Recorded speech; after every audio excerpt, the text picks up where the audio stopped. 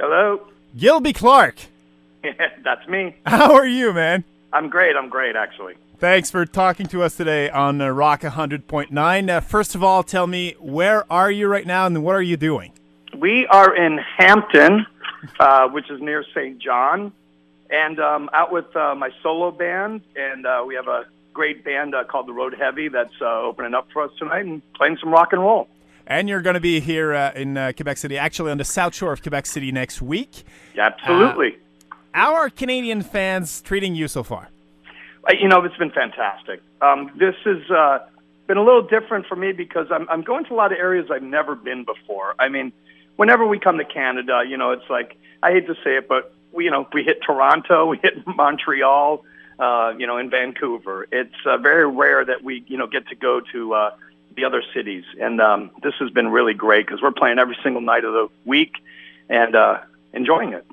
You're playing with your solo band, but correct me if I'm wrong, but it's been a while since you released the album of new material. Aha! You know that, do you? Yes. Was Swag the last one you put out?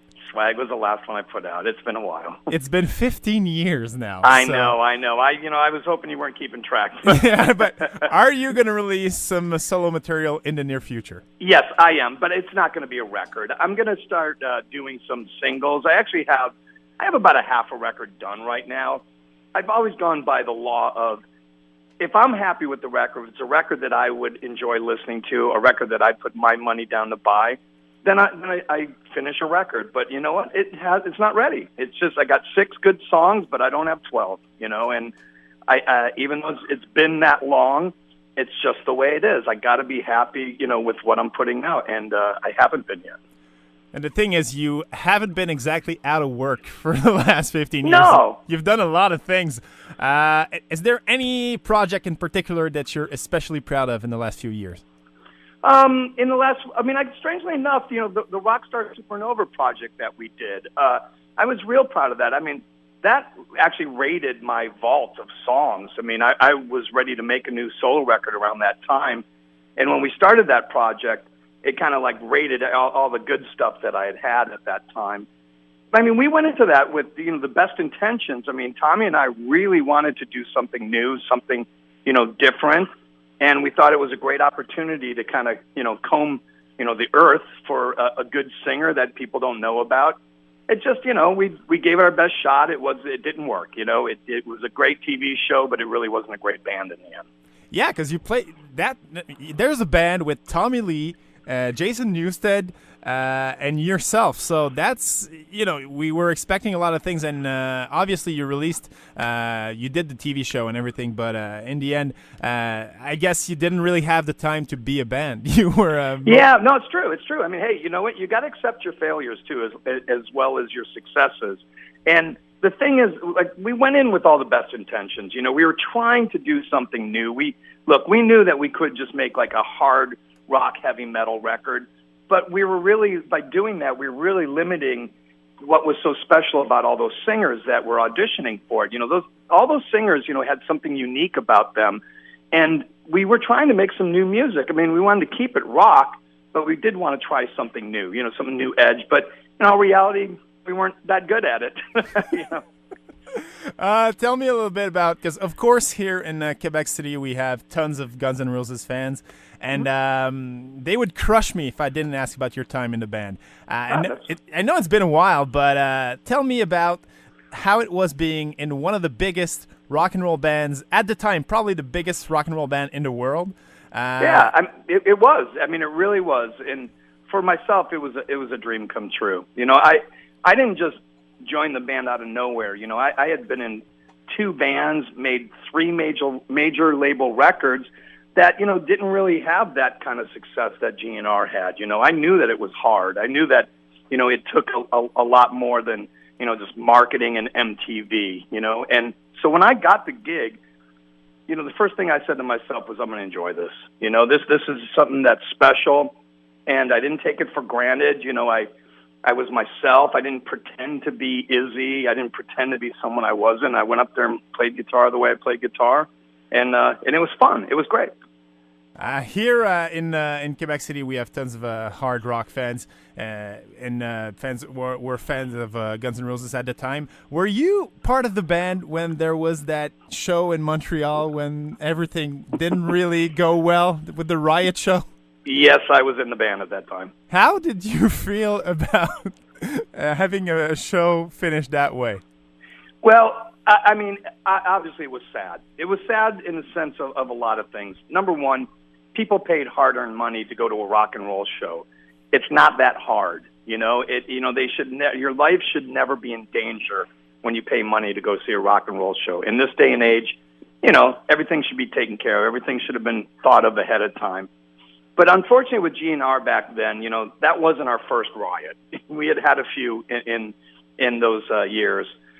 So I think people kind of had that attitude going to see in GNR because the band was so reckless that they just kind of felt that they could be reckless. And that's kind of what happened is a lot of people just not being responsible for themselves. We made some mistakes too, and we tried to do the best we could, in the situation.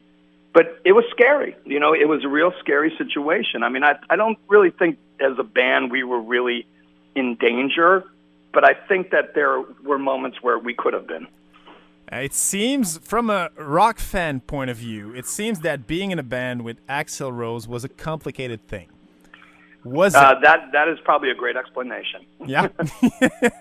But did you ever talk to Axl after your time in Guns N' Roses? Was there any? Well, yes and no. I mean, first of all, of course he's complicated, but you know what? All the great artists are. If somebody isn't, a unique person and has a unique view on the world and how they belong to it, that's what makes them special. That's what makes them different. That's how they create the great music that they do and the great performances that they do. So obviously there was a lot of stuff that we, knew that we had to give a little leeway. Because in our own way, each one of us is the same thing. We're, a little unique. We do things a little differently. So, you can only, we don't mind bending, but we didn't want to bend the break. And unfortunately, that is what happened with the band. It just too much was going on. It couldn't be held together. So my last conversation with Axl, I don't really remember when it was, but, we're talking probably mid-'90s, like when we made the Snake Pit record in 95. I hadn't talked to him for a long time. And then a few years later, like he showed up at one of my shows. I was doing a gig at a place called the Cat Club in L.A. with Slim Jim Phantom of the Stray Cats.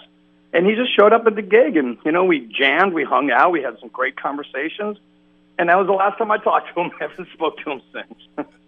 Well, that's a great story, too. And would you ever consider doing something with him or with Slash or with any of the GNR guys in the future? Oh, absolutely. I mean, strangely enough, myself, Slash, Matt, Duff, we still play together all the time. I mean, myself, Matt, and Duff have a band called Kings of Chaos, which we go out with different singers. We've had Joe Elliott, we've had Miles Kennedy, we've had Glenn Hughes, Ed Roland. We've had some great singers with us. Slash has been a part of it a couple times. So we all play together all the time. Axl's just, he's, as far as he's concerned, Guns N' Roses is together. It's doing great. It's playing live gigs. They're successful. So he doesn't see any reason to go, as he would say, backwards to get the old guys. He doesn't need them. As far as us, you never say never. Oh, well, I like hearing that. Next week, you're going to be here playing a show with your solo band. Tell me, what can people expect from Gilby Clarke show? Well, I mean, we definitely play rock, the way, GNR played rock. It's live. It is a little reckless. I mainly play a lot of stuff from my solo careers. That's kind of what I base my solo band on. But I do play some GNR. We play some Stones. We throw out some Beatles, some Bowie. It really is just a rock and roll band in the truest sense. Guitar, bass, and drums, and I'm screaming over it. Thank you very much. Have fun in Eastern Canada, and we'll all see you next week in Quebec City. Take care. Thank you. Thank you, Gilby.